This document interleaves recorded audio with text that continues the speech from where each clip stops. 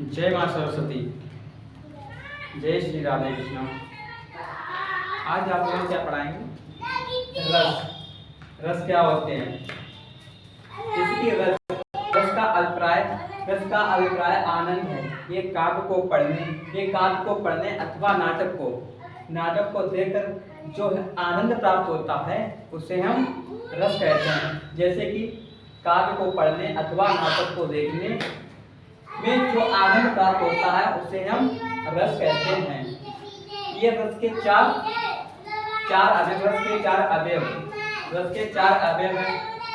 Number 1 स्थायी भाव, तो ये नंबर 2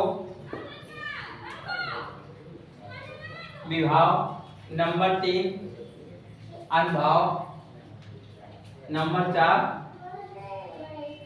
संचारी भाव। जैसे कि स्थायी भाव क्या होता है? जो भाव मनुष्य में पहले से ही विद्यमान होता है, जो भाव पहले से ही विद्यमान होता है तो वो है स्थायी भाव। और विभाव क्या है? विभाव जिसमें हमारे और तुम्हारे मन में जो आनंद प्राप्त होता है उसे हम आनंद की प्राप्ति होती है तो हम उसे कहते हैं विभाव। और क्या है? अनुभाव। स्थायी भाव को जागृत करने, जो पहले से भाव होता है तो उसे स्थायी भाव जो हमारे हृदय में होता है पहले से उसको जागृत करके बाहरी चेष्टाओं का अनुभव होता है तो हम उसे क्या कहते हैं? अनुभाव कहते हैं। और क्या है? चौथा है संचारी भाव। ये मनोविकार पानी के बुलबुलों की तरह होता है। ये कभी आता है कभी ये खत्म हो जाता है। ये पानी के बुलबुलों की तरह होता है। तो ये पानी की बुलबुलों की तरह होता है।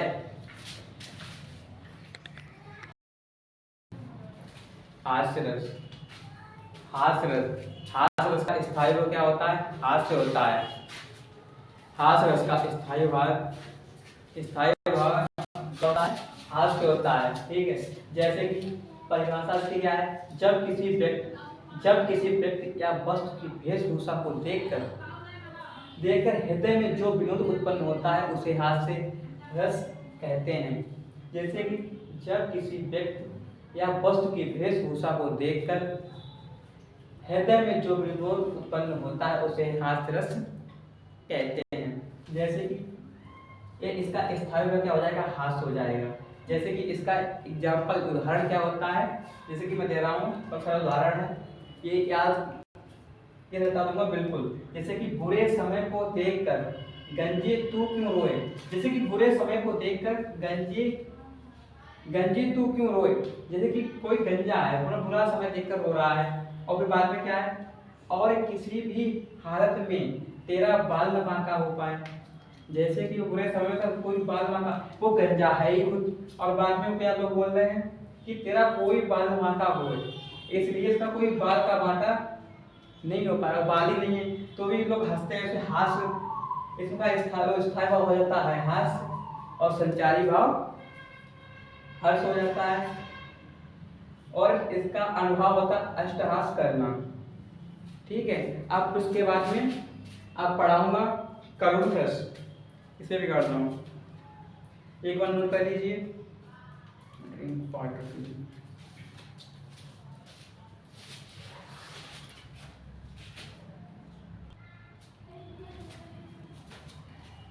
अब है करुण रस।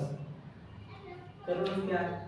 करुण रस का स्थायी भाव शोक है, मतलब दुख है। करुण रस का स्थायी भाव शोक है। जब किसी व्यक्ति की दशा को देखकर जो दुख होता है उसके कारण उसे करुण रस कहते हैं।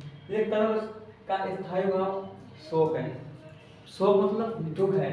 जब किसी व्यक्ति की दशा को देखकर जो दुख होता है उसे हम करुण रस कहते हैं।